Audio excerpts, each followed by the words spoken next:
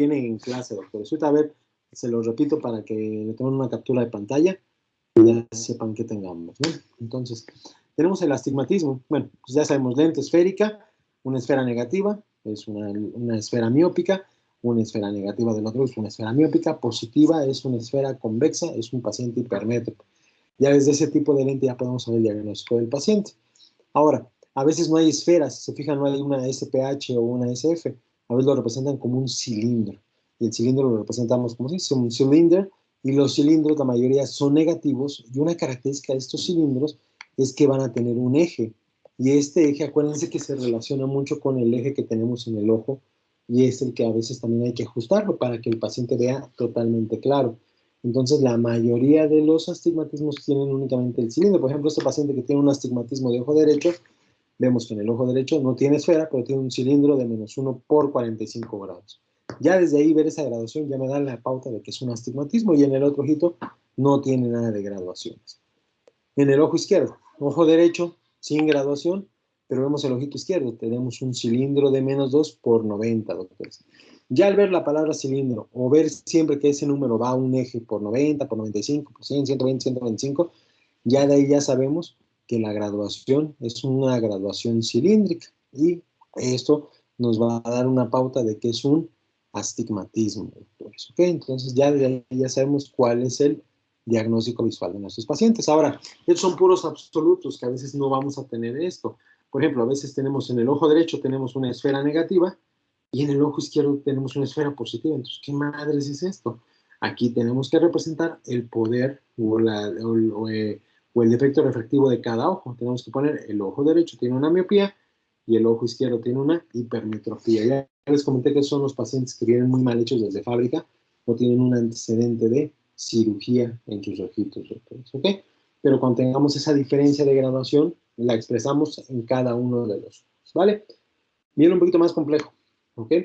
Tenemos un astigmatismo miópico simple. ¿Qué quiere decir un astigmatismo miópico simple? Pues que tiene astigmatismo y tiene miopía, como dicen los doctores. Pero es que no entendí, hace rato me dicen, es que no entendí por qué va a haber dos problemas refractivos.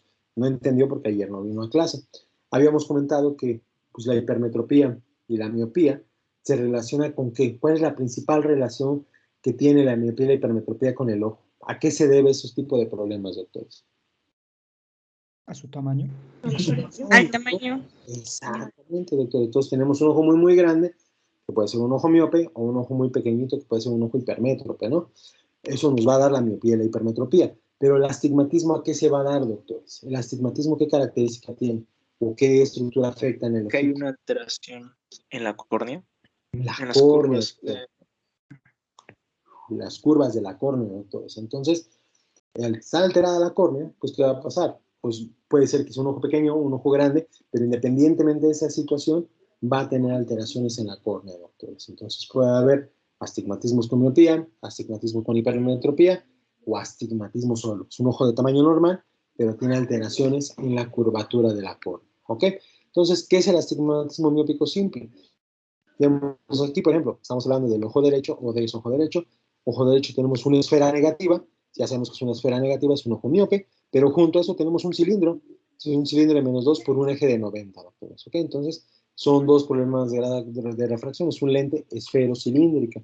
Tiene una esfera negativa y un cilindro, doctores. Entonces, si la esfera negativa es miópico, y además tiene el cilindro, es astigmatismo. Y vemos que en el otro ojo no tiene graduación. Que bueno, a lo mejor nos podemos encontrar pacientes así. Pero si solo es en un ojito el problema de graduación, ponemos astigmatismo, que tiene su astigmatismo, la graduación de su esfera, que es miope o hipermétrope, es miópica, y como es solo en un ojito, le vamos a poner el sufijo simple, doctores, en solo un ojo, doctores, ¿ok? Astigmatismo miópico simple, ¿ok? Ahora, el otro ejemplo, con la hipermetropía, tenemos, por ejemplo, ahora vamos a pasarnos al ojo izquierdo. El ojo derecho lo tenemos neutro, no tiene graduación, qué chido. Pero vean la graduación que nos llega del optometrista del ojo izquierdo. Tiene una esfera positiva, pues ya desde ahí dices, pues tiene hipermetropía, ¿no? Entonces voy a ver si tiene un astigmatismo. Y sí, en efecto, tiene un astigmatismo y vemos que tiene un cilindro de -2 por 95, doctores, ¿ok? Entonces, ¿aquí qué pasa, no? Pues tenemos que tiene un astigmatismo y una hipermetropía, solo en un ojo. Entonces, para dar el diagnóstico decimos que de ojo izquierdo tiene un astigmatismo hipermétrope, y como solo son un ojito es simple, doctores. Y indicamos el ojo que tiene el problema refractivo. ¿Ok? Ahora, viene un poquito más complicado. Es lo más común, no tan complicado, pero lo más común que vemos en los pacientes. Por ejemplo, tenemos un astigmatismo hipermétrope compuesto. ¿A qué se revela el compuesto? Por ejemplo, tenemos ojo derecho. Y si se fijan, aquí ya no ponen esfera. Ya no ponen ni SPH, ¿no? Ya no pone nada, pero sabes que el primero es un lente positivo, sabes que no hay cilindros negativos, entonces ya supones tú que el primer valor es una esfera, doctores, ¿ok? Es una esfera positiva más 2, ¿no? Te da una esfera positiva más 2, ¿qué problema refractivo tienes? Tienes una hipermetropía, ¿no? Y junto, ¿qué viene? Viene, ya no viene sil, cabrón.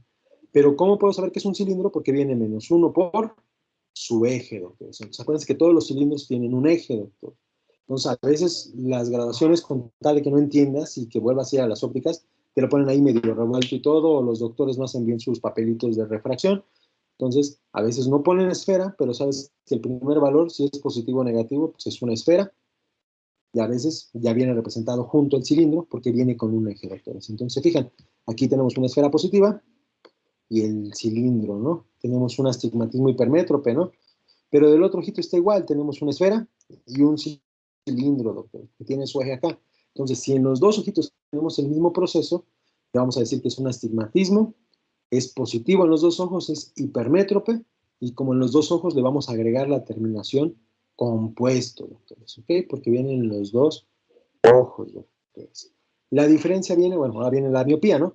Viene el ojo derecho, igual no ponen esfera ni nada, pero sabes que el primer valor siempre es una esfera, es negativo.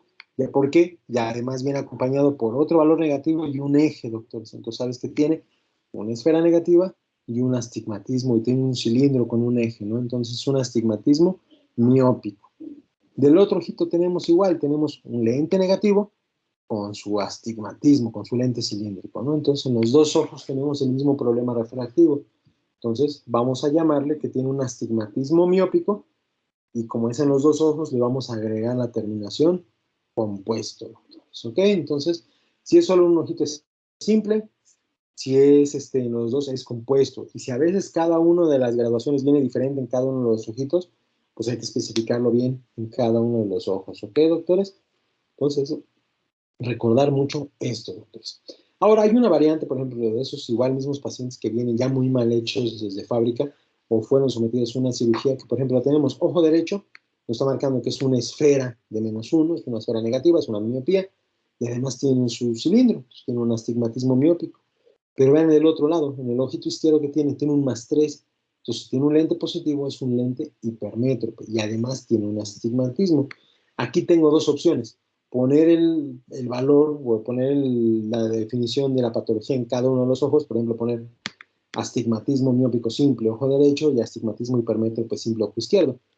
Los oftalmos y todos nosotros tenemos como que la opción de salvar al mundo en vez de estar apuntando tantos pinches diagnósticos, doctores. Entonces, un punto importante que ponemos ahí es que si en uno de las graduaciones son diferentes, uno positivo y uno negativo, ponemos que es un astigmatismo mixto, doctores. Realmente casi no lo vamos a ver mucho, solo en algún paciente postoperado con alguna condición, pero podemos poner, para evitar estar poniendo en cada uno de los ojitos el problema refractivo, le ponemos que es un astigmatismo mixto, ¿ok? Ahora, viene lo que es la adición présbica. ¿Se acuerdan que ya hablamos un poquito de presbicia? Y se acuerdan que esa adición de presbicia es independientemente de la graduación de cada paciente. Entonces, por ejemplo, aquí tenemos un ojo derecho que tiene +1 y un ojo izquierdo que tiene +1,50. ¿Qué problema refractivo tiene acá, Rosana? Estos pacientitos tienen una esfera positiva y del otro lado también tiene una esfera positiva. ¿Cuál sería el diagnóstico? Hipermetropía compuesta, ya que es en los dos ojos. Ahí cuando es de los ojos, dos ojitos, sí es miopía, hipermetropía. Con que digas hipermetropía ambos ojos, ya lo hiciste. Cuando es astigmatismo, sí poner simple o compuesto, pero miopía es ambos ojos. Muy bien, perfecto, tiene una hipermetropía compuesta.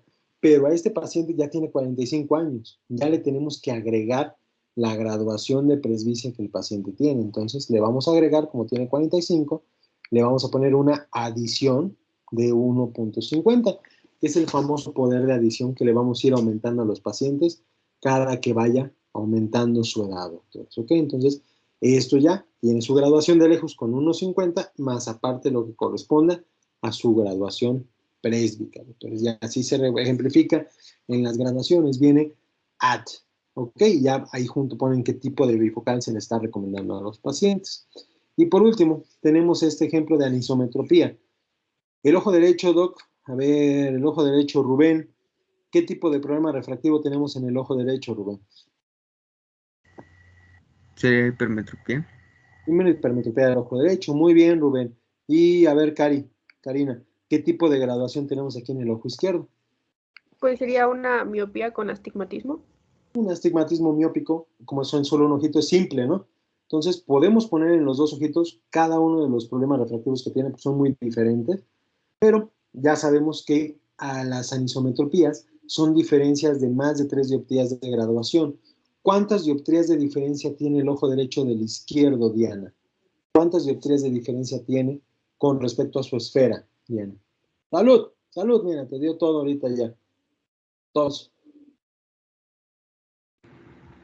Perdón, doctor. Perdón. Cambiamos, Diana, porque si no, no te vas a ver. Estefanía, ¿cuántas dioptrías de diferencia tiene el ojo derecho con respecto al ojito izquierdo, mi niña?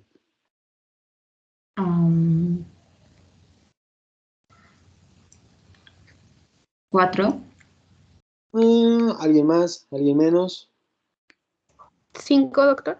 5 5 dioptrías. Acuérdense de su recta numérica, que es de 0 y hay valores positivos y negativos. Y tenemos que ir retrocediendo eso. A ojo de buen cubero, pues dices, pues eso solo es una dioptría, ¿no? Pero acuérdense que tiene valores positivos y negativos. Entonces tiene 5 dioptrías de diferencia. ¿Cuál creen que ese ojito sea el que vea menos, doctores? Los dos ven jodido, pero ¿cuál creen que vea menos ese ojito? Esos ojitos. El izquierdo. Izquierdo, exactamente, pues un ojo miope, ya sabemos que el miope siempre va a ver mal de lejos, o el hipermétrope, pues con el +3 puede ser que vea también mal de lejos, pero su problema es de cerca, ¿no? Entonces ese ojito que tiene más graduación, porque aparentemente tiene menos graduación, tiene -2, ¿no?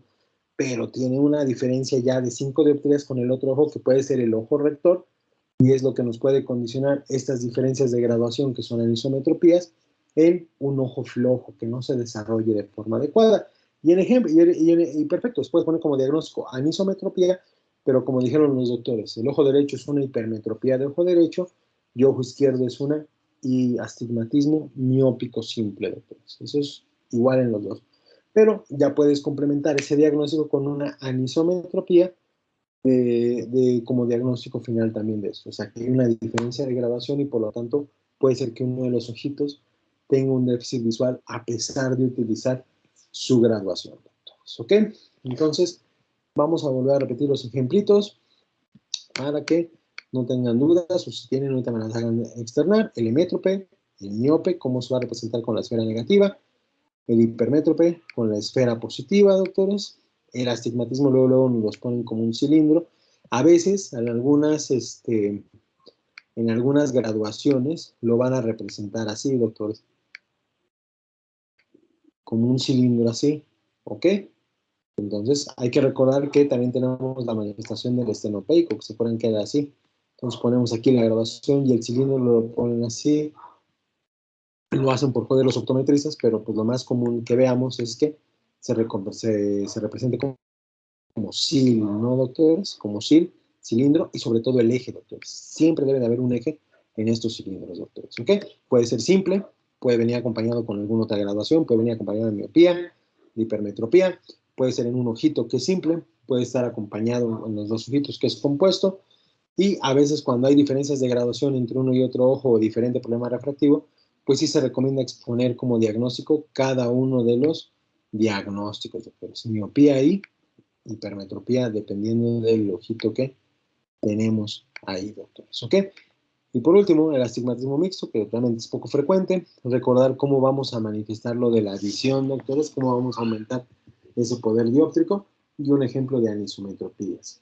Docs, dudas, preguntas con esto, los voy a volver a pasar nuevamente para que, si quieren hacer de captura o algo, porque esa no la comparto, docs, para que tengan ahí. Digo, ahorita en el examen no viene, doctores. Probablemente en unas 2 semanitas o en unas 3 semanas vamos a hacer un pequeño Kahoot para que, obvio, ya les dije, obvio, si me pagan, ¿verdad, doctores? Vamos a hacer un pequeño Kahoot para ver cómo está todo esto y que entiendan que cuando les llegue una graduación o ustedes en sus graduaciones se las encuentran, vean cuál es el poder de graduación de cada uno de sus ojitos. ¿Ok, doctores? ¿Dudas? ¿Preguntas? Doctor, ¿Qué pasó, Sergio? para anotar este astigmatismo, siempre va a ser -1 por el eje. Siempre va a ser un valor negativo, porque puede ser -5, -4, -3, dependiendo del valor del astigmatismo. Pero siempre el astigmatismo, el cilindro que vamos a curar, siempre va a ser con uno negativo, doctores. Aquí en Norteamérica y parte de pues, la mayor parte del continente, solo manejamos cilindros negativos. ¿Vale? De acuerdo, gracias. ¿Alguna otra duda? Doctor, yo tengo una duda, pero Cari. es de la retinoscopía. No, a ver, cuéntame. Bueno, ve que nos dijo que viéramos las historias de Instagram. Ajá. Bueno, me metí y la que me causó confusión fue la última, porque ahí dice que el paciente métrope y se ve como una sombrita en medio. Y ve que nos comentaba que si la sombra se ve o se mira hacia el otro lado o si va al otro lado contrario, pues es miopía. Entonces, me quedé con la duda de si se ve la sombrita en medio, ¿es un paciente métrope o no? Si puedes encontrarte que el métrope no tenga sombras, Cari, o puedes ver una sombra central, que por más que muevas tu retinoscopio, no se mueve esa sombrita, Cari. Entonces, si se mueve, sí, esa sombra dice, ya ves, dependiendo de dónde se mueve, ya puede ser miope o hipermétrope. Sí, doctor, gracias. ¿Vale? ¿Alguien más? Yo, ¿Sí doctor. entendimos bien esto entonces? A ver, Ulises. Yo no entendí muy bien lo de los grados. O sea, ¿a qué hacen referencia los grados cuando se anota un astigmatismo? Los grados, a la diferencia, la punta de la córnea tiene unos diámetros horizontales y verticales, que es donde se juntan. Y dependiendo de dónde está ese punto de unión, es donde va a estar el eje de visión central de la córnea, que en teoría debe ser en 0, pero a veces puede estar un poquito más movido hacia 20, hacia 30, hacia 30, hacia 90, hacia 120. Y dependiendo de esa pérdida de los diámetros corneales, hace que la luz pues, diverja de forma diferente. Entonces, es de acuerdo a cómo está la unión de esos diámetros horizontales y verticales, que en teoría lo ideal debe ser lo más común en 0, 180, 10, 160, que es lo más central posible. Y son los astigmatismos más fáciles de corregir, porque puede haber que haya diferencias entre unos diámetros horizontales y verticales, pero sea mínima, pero el eje está relativamente central. El problema es cuando este eje ya se está moviendo un poquito hacia arriba, hacia abajo, y es lo que sucede cuando le haces una graduación a un paciente y le pones el eje mal, el paciente dice, oiga, doc, veo como que todo chueco, se me mueve todo el piso, o lo veo medio raro, porque no tiene su eje de forma adecuada. Entonces es la unión de esos diámetros en la parte central de la córnea, que en teoría debe ser mero en el centrito, porque dependiendo ya la dirección, la puntita hacia donde se dirige, es donde viene todo este proceso de los ejes, Ulises. Y hay que ponerlo en el eje adecuado para ayudar a que el paciente no vea con esa sensación de visión doble, pero viene todo de la anatomía estructural de la córnea. Ok, gracias, doctor. ¿Vale? ¿Alguna otra duda más? Doctor, yo tengo una duda en la de adición de presbicia. A ver si no sé, el ojo izquierdo, ahí en ese ejemplo, es hipermétrope, ¿no? Y se hace la adición del...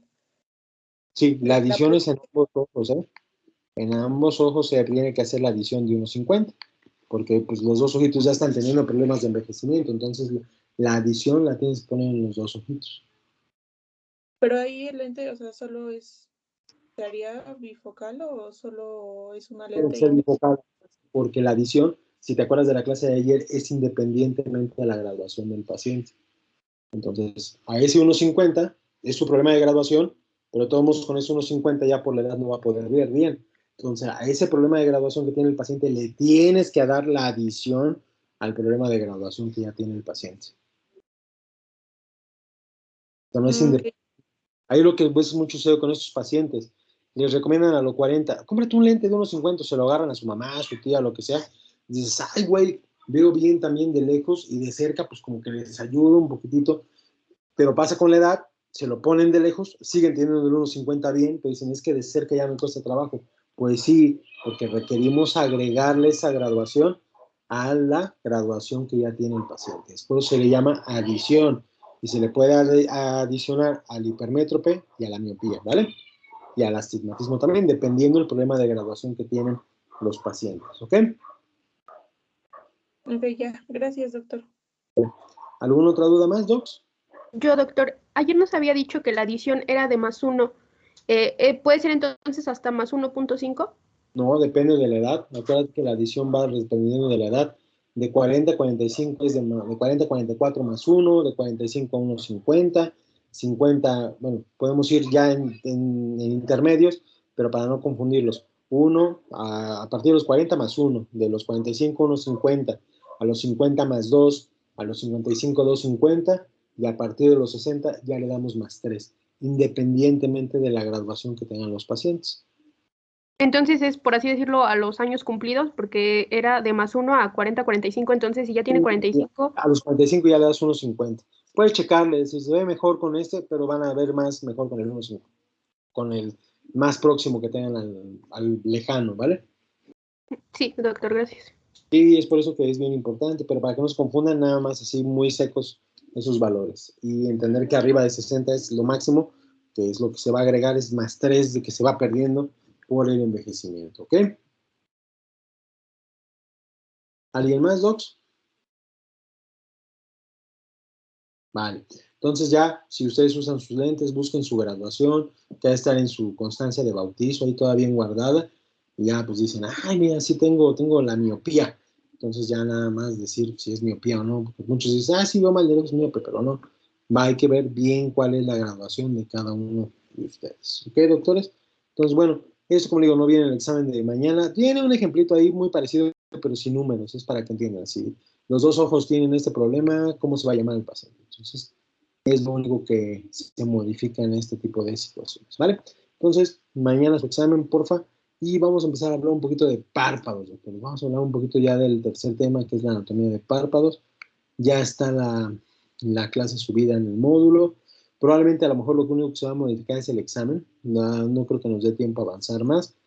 Entonces ya la tarea, ya hay una tarea de párpados para la próxima semana. Esa sí la tienen que entregar, doctores. Vamos a empezarles a agilizar un poquito, aunque tengamos clase. Ya saben que las tareas es hasta una fecha determinada, ¿ok?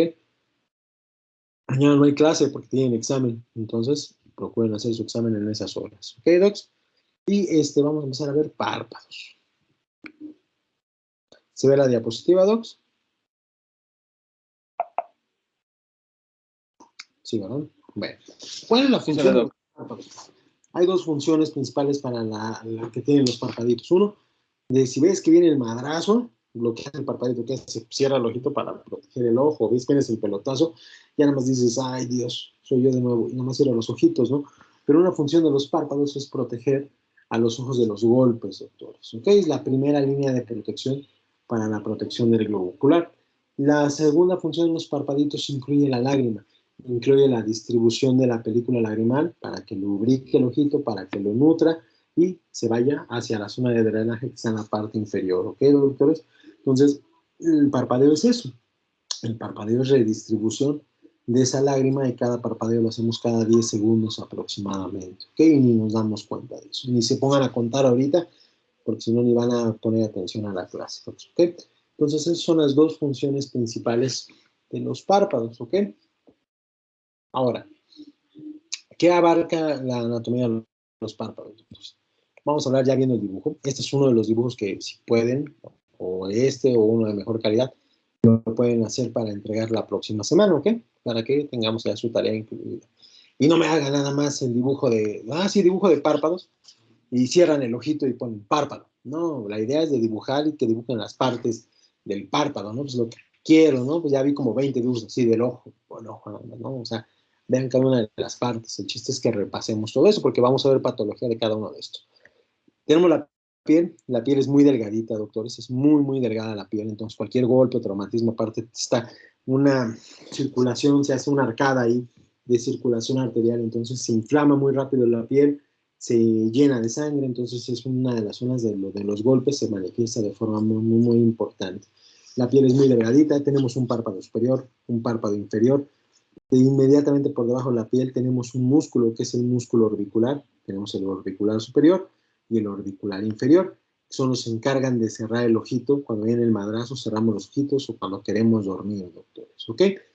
Por detrás de este músculo orbicular tenemos lo que es propiamente el esqueleto del párpado, que se va a llamar tarso, es un tejido fibroso, es mucho más grande el del párpado superior, a diferencia del párpado inferior, y es propiamente lo que nos tocamos cuando nos tocamos los parpaditos, doctores. Eso durito que se siente son los tarsos, no es tanto el globo ocular, doctores, ¿ok? Ahí dentro de este tarso tenemos una serie de glándulas, se llaman glándulas sebáceas, para secretar la grasa, y se llaman glándulas de meibomio.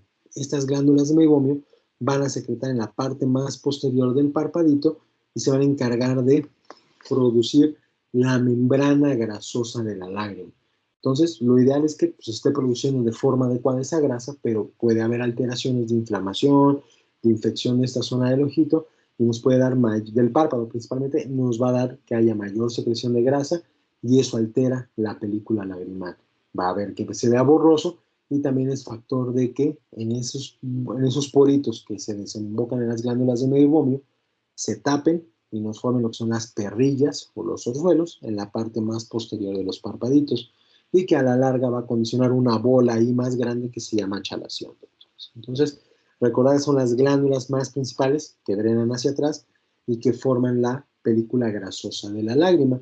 Hay unas glándulas sebáceas igual en la parte anterior del ojito que vienen con la desembocadura de las pestañas y se llaman glándulas de Sayce o glándulas de Moll. Esas también secretan grasa, pero van hacia afuera, pero también se pueden inflamar, nos pueden dar también una perrilla en la parte anterior o un orzuelo, doctores. Y es como el meme tonto de las perrillas, ¿no? Del doctor perro, que dice, ahí tengo una perrilla, y dice el doctor perro, preséntemela.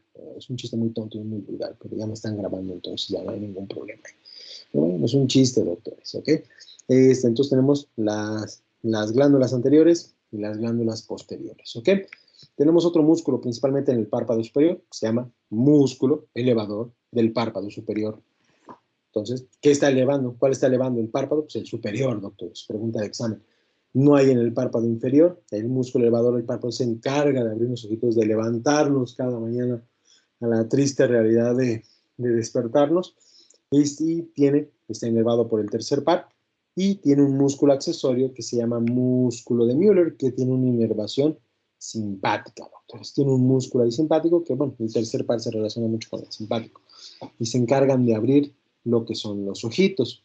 Hay una zona aquí como un huequito que se relaciona contra la posición del párpado con la órbita, doctor. Se llama septum orbitario. El septum orbitario está tanto en la parte superior e inferior y es la principal barrera que impide que las infecciones del párpado pasen a la órbita y viceversa. Que las infecciones orbitarias o inflamaciones de la órbita pasen a la parte anterior del ojito.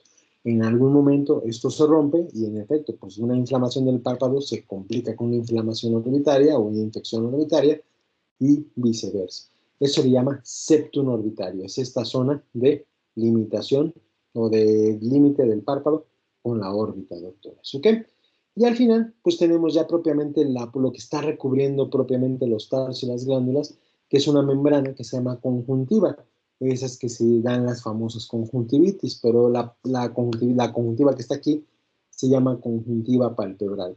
Y esa está totalmente pegada a los tarsos, al tejido fibroso, es muy difícil de separar, y esta conjuntiva también va a tener unas glándulas, va a tener unas células, se llaman células caliciformes, y estas células caliciformes van a encargarse en esta zona de producir moco que va a ayudar a la parte mucosa de la película lagrimal, doctores. Entonces, eso nos da a entender que alteraciones propiamente de la estructura de los párpados nos puede dar la apariencia de infecciones, inflamaciones y a su vez también alteraciones ya propiamente a nivel del ojito por una mala lubricación. Entonces, repasemos. Piel, músculos orbiculares, el septum orbitario, en el párpado superior tenemos el elevador del párpado con su músculo de Müller, sosteniendo al tarso totalmente, porque es el que lo va a elevar para poder abrir el ojito. Tenemos la parte anterior del párpado, que es la piel es muy delgada, tenemos la salida de la desembocadura de la pestaña y ahí tenemos la salida de también de las glándulas de Sayce y de Moll que producen grasa. Tenemos el tarso. En el tarso están las glándulas de meiomio que desembocan en la parte posterior del parpadito, secretan grasa. Y aquí en esta zona es donde secretan la grasita en los parpaditos. Y en la parte más posterior tenemos la conjuntiva de tipo palpebral. Entonces, eso en general es la anatomía de los párpados. Y vamos a estar hablando ahorita que empezamos a ver un poquito de patología, de las alteraciones que van a tener cada una de estas partes para darnos las alteraciones propiamente que estamos comentando. ¿Ok? Un tantito. Ok. Entonces, bueno, ¿cuál es la función de los párpados? La función de los párpados es la protección del globo ocular de factores externos y sobre todo con el parpadeo, evitar la resequedad de la córnea y de la conjuntiva. Vemos que la parte más externa es la piel, la parte más interna es la conjuntiva, todos los músculos y las estructuras que hablamos ahorita. Esta es una medición que sí quiero que se aprendan principalmente cuando platiquemos de la astosis, que es la caída palpebral, que disminuye el diámetro vertical. En un adulto, los párpados normales miden 30 milímetros horizontal y 10 milímetros vertical. Depende de la raza, depende de la edad también que este diámetro pueda estar un poquito más alterado o cambiado. El borde libre de las pestañas es donde pues, tenemos las pestañitas, hay 100 arriba y 50 abajo. Y aquí hay un punto muy, muy importante, que hay una estructura acá que se llama línea gris o unión mucocutánea. Esta línea gris o unión mucocutánea está en esta zona, doctores, y divide lo que es la piel de la conjuntiva, de la parte mucosa. Y esto es lo que nos va a dar la diferenciación de alteraciones del borde libre palpebral anterior y alteraciones del borde libre palpebral posterior. Es decir, las inflamaciones de los párpados, sean blefaritis, pueden ser anteriores o pueden ser posteriores, dependiendo de la localización y por esa división que tenemos de la unión mucocutánea o línea gris, doctores. ¿Ok? Tenemos acá pues, la irrigación, como les comentaba, tiene una circulación colateral, está formada entre arterias oftálmicas, de la oftálmica por dentro y la parte externa por la rama de la arteria angular. Van a formar un plexo arterial ahí, una arcada ahí alrededor de los parpaditos, a los cuales se van a unir también las arterias temporales. La carótida da ramas importantes, sobre todo da también lo que es la arteria central de la retina. Pero pues, durante su bifurcación, carótida interna y carótida externa, los vasos que salen de la carótida interna van a irrigar propiamente la lámina posterior de los párpados y la carótida externa va hacia la parte anterior y da dos ramas, la angular y la temporal, que es la que se van a unir con las demás terminaciones arteriales para formar lo que es la arcada que está nutriendo el parpadito y como les digo, cuando se golpea, se derrama todo y se crea una equimosis, un edema muy importante por ese sangrado. La arteria oftálmica, como digo, da varias ramas aquí, no solo al ojito, sino también a los párpados, da la palpebral media, la supraorbitaria, la lagrimal, y estos van a hacer que se unan con la arcada marginal y periférica, formando ese plexo arterial que tenemos en los párpados. La piel es muy delgadita, doctores, incluso ustedes pueden hacer así, y pueden ver cómo se está separando la pielecita del tarso. Lo que sienten abajo cuando hacen esto no es el ojo, sino es el tarso que está inmediatamente por debajo, doctores, ¿ok? Entonces, es muy importante eso, y ya sabemos, cualquier golpe o algo, luego se nos inflama demasiado, doctores. Tenemos el orbicular, que es el que abre, tanto el superior e inferior, es el que abre los ojitos, y que se puede ver afectado principalmente en las parálisis del séptimo par. Ese séptimo par nos va a dar una parálisis de Bell, puede quedar con unas secuelas, y nos menciona, doctor, bueno, el orbicular, ¿qué función tiene? Pues abrir el ojo. Si queda con parálisis, cuando quiera cerrar el ojito uno no va a tener función, entonces va a quedar entreabierto ese ojito y va a quedar expuesto el globo ocular. Ya vamos a hablar de esto que se llama el oftalmos, y al quedar descubierto el ojito, pues va a quedar expuesto. Y pues te vas a dormir y va a quedar el ojo así abierto, y con el paso del tiempo pues se puede ulcerar o provocar algún daño importante en el ojito. Entonces, si los pacientes con parálisis de Bell del séptimo par del facial, hay que estarlos vigilando constantemente, doctores. ¿Ok? El tarso, ya vimos que es de consistencia dura, ya se lo pudieron tocar, y vamos a adelantar un poquito para que vean cómo es la naturaleza del tarso. El tarso está aquí, es más grande el del párpado superior que el del inferior, y están unidos por unos ligamentos cantales, tanto externos como internos. Estos ligamentos cantales, con el paso del tiempo, como el típico Spider-Man es el Tobey Maguire, que está sosteniendo el tren, doctores, en algún momento pierden fuerza, doctores, y al perder fuerza se empiezan a desinsertar y nos pueden dar una patología que es el ectropión o el entropión, que como ya no están sosteniendo bien, antes lo ejemplificaba con mis calzones usados, pero pues ya mejor gracias a Tobey Maguire ya lo ponemos así como de sosteniendo el tren, entonces pierden fuerza y pues el tendón puede irse hacia adelante, el tarso puede irse hacia adelante o hacia adentro, provocando un daño o provocando exposición en el ojito. Ya hablaremos de esa situación, pero para que vean cómo está sostenido, y aquí estaría la piel y estaría el músculo orbicular. Sobre este tarso va a venir el músculo principal, que es el músculo elevador del párpado. Se va a pegar directamente a este tarso y es el que va a abrir el ojito. El elevador está inervado por el tercer par y su rama del músculo de Müller por el músculo simpático, y es el que abre, ¿no? Es el que permite ver en la mañana que ya despertamos gracias a la fuerza del universo. ¿Okay? Tenemos lo que es el septum orbitario, que es esa barrera entre los procesos infecciosos tanto del párpado y de la órbita. Y hay 2 cojinetes grasos, 2 superiores y 3 inferiores, y es a veces lo que se ve como una bolsita aquí, que se ve inflamada y a las mujeres les preocupa mucho, pero es un crecimiento propiamente, una exposición de esa grasita más de la cuenta, y son las famosas bolsas, que como no están superficiales se pueden retirar, pero solo hace un plástico, no un oftalmo. ¿Ok?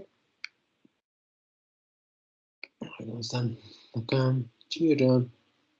Ahora, pues tenemos el elevador que ya platicamos, tenemos el canto externo, que son las 2 partes más extremas, la que está más cerca del temporal o cerca de la nariz, doctores, ¿ok? La conjuntiva, pues la que se encarga de recubrir toda la parte posterior de los párpados, es un epitelio escamoso, estratificado, no queratinizado, como ya les comenté, tiene una gran cantidad de células caliciformes que va a secretar moco, y ese moco pues va a ayudar a la película lagrimal, y está totalmente adherida a la superficie del párpado, ¿ok? Tenemos un corte aquí, como se ve histológico, y tenemos lo que es la piel, tenemos el músculo orbicular, aquí hasta arriba estarían las fibras del elevador del párpado, dentro de este tarso pues vemos las glándulas de meibomio que van a desencadenar en la parte posterior, aquí estaría la unión mucocutánea, que es lo que divide la piel de la mucosa, y anteriormente pues tenemos que hay salidas de las glándulas de Sayce y de Moll en la parte anterior, y adentro sería la salida de los orificios de las glándulas de meibomio, ¿ok? Vean cómo el tarso está sostenido y es lo que se pierde fuerza y que nos va a dar el entropión y el ectropión. Vean aquí como el párpado se encarga de proteger toda esa casita que es la órbita y sobre todo protege al globo ocular, y veamos la irrigación que viene y nos va a dar aquí también ramas hacia la glándula lagrimal, que está en la porción dentro del reborde orbitario superior, en la porción externa del área de la órbita. ¿Alguna duda? Pregunta con esto de anatomía, docs. Es muy sencillo. Ustedes llevaron sus módulos de anatomía, ya no más cosa de repasar, pero es un breve repasito para que empecemos a ver las patologías y ver cada una de las partes que puede estar fallando en cada una de estas afectaciones. ¿Ok? ¿Dudas, preguntas, docs? Vale, entonces no hay dudas. Mañana no nos vemos hasta el lunes, docs. Examen, se los encargo, no me manden ahí de que, doctor, no pude, quise entregarlo a la mera hora y no pude, doctor. Entonces ya tuvieron tiempo, para eso el examen sí es de 6 a 8, ¿no?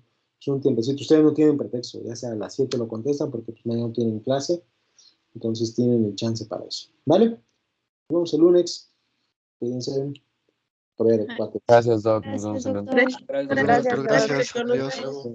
Adiós. No, pues, bien.